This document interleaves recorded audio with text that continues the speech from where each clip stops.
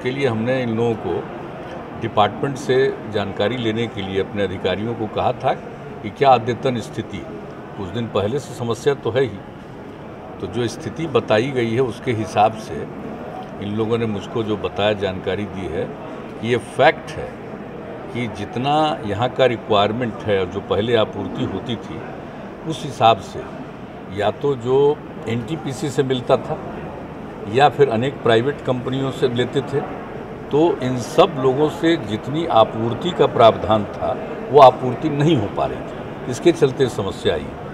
तो अभी इन लोगों ने बाकी अन्य जगहों पर जहाँ से बिजली ज़्यादा दाम में उपलब्ध हो रही है वहाँ से खरीद करके अब करीब करीब जो आवश्यकता है उसके मुताबिक करने की स्थिति में जा रहे हैं। तो अब स्थिति को तो ठीक करेंगे, लेकिन एक बात जान लीजिए कि है ही सप्लाई कम हो गया है।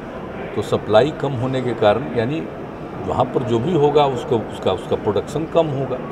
सप्लाई कम होने का मतलब है कि जितना वहाँ होता है उसमें कमी आई है, तो उसके चलते ये हुआ है। लेकिन हमारे ये विभाग जो है पूरे तौर पर लगा हुआ है और उसमें ऐसी उम्मीद है कि अब करीब करीब वो नॉर्मल स्थिति में पहुंच जाएंगे। उन्होंने पूरा डिटेल दिया है, पूरा डिटेल जानकारी दी कि कितना कमी थी।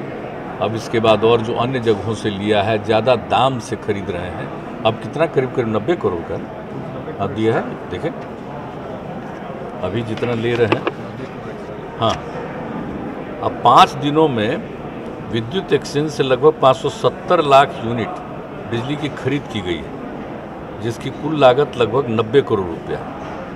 अब उसके चलते जो खरीद के पश्चात पीक आवर में लगभग 5500 से 5600 मेगावाट बिजली उपलब्ध हुई। मतलब पैसा ज़्यादा लग रहा है। जो हम लोगों का जिससे तय था या तो एनटीपीसी का या प्राइवेट जो जितने हैं इसमें उनके साथ जो तय हुआ था, तो जो कम मिलने लगा तो फिर दूसरी जगह से इन लोगों ने जो खरीद शुरू किया है इसके लिए अपने लोगों के लिए, तो उसमें पैसा ज़्यादा लग रहा है, लेकिन किया जा रहा है। ये तो हमेशा कहा ही जाता है कि देखभाल करनी है और लोगों की ज़रूरत को पूरा करने का प्रयास करना चाहिए, तो कर रहे हैं। समस्या तो है ही, ये बात तो बिल्कुल सही है कि जहाँ से आपूर्ति होती थी वहाँ उनका उतना उत्पादन नहीं है, कोई कारण है जिसके चलते ये स्थिति आई। अब कांटी बरौनी सब तो आप जानते ही हैं।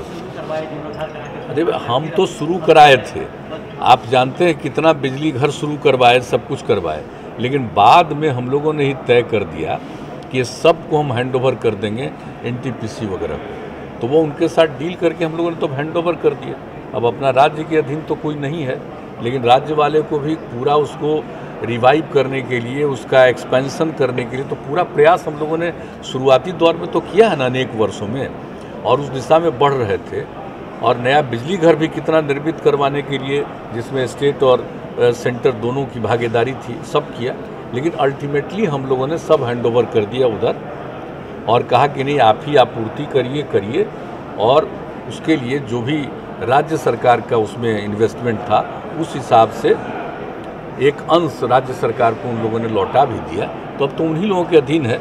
लेकिन एक बात साफ है कि बरौनी ताप विद्युत केंद्र जो है, अब उसके लिए जो काम कर रहा है, तो जो डिपार्टमेंट बता रहा है कि अब लगता है कि 1 माह में चालू हो जाएगा बरौनी ताप विद्युत केंद्र का, मतलब इकाई संख्या 6 के बारे में। और इकाई संख्या 9 जो है उसके बारे में है कि काफ़ी तेज़ी से काम चल रहा है, 10 दिन में चालू हो जाएगा। तो इन सब चीज़ों का आज ही रिपोर्ट किया है।